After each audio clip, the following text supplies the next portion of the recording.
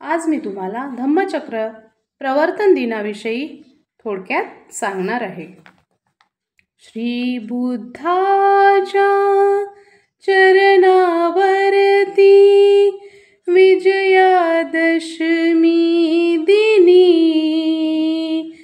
दीक्षा आम्हा दिली भीमाने, मंगल दिन तो जनी। अखिल विश्वाला शांतीचा मेसेज देणारे तथागत गौतम बुद्ध गुलामाला गुलामीची जाणीव करून द्या, म्हणजे तो आपोआपच अन्यायाविरुद्ध बंड करून उठेल। भारतीय राज्यघटनेचे शिल्पकार, बोधिसत्व, परमपूज्य भारतरत्न डॉक्टर बाबासाहेब आंबेडकर यांच्या कार्याला, विचारांना प्रथम अभिवादन करते। मी धम्मचक्र प्रवर्तन दिनाविषयी बोलणार आहे।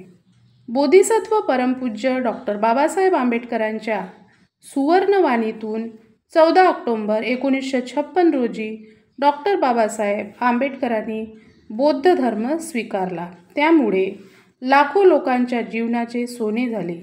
या महामानवाच्या श्रमाने अपेक्षित अज्ञानी समाजाला खऱ्या अर्थाने जगाचे दर्शन झाले।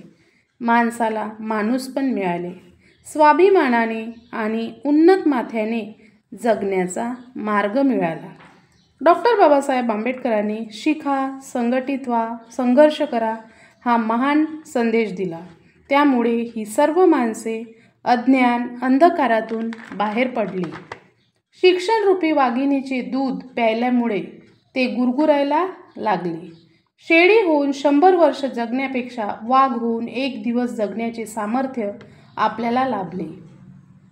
डॉक्टर बाबासाहेब आंबेडकरांनी 14 ऑक्टोबर 1956 रोजी अज्ञान, अंधकार, कर्मकांड, जातीयता, माणसाला माणूसपण नाकारणारा धर्म त्यागून समता, स्वातंत्र्य, बंधुता, न्याय यांचा पुरस्कार करणारा गौतम बुद्धाचा धर्म स्वीकारणार लाखो अनुयायांनाही बौद्ध धम्माची दीक्षा दिली।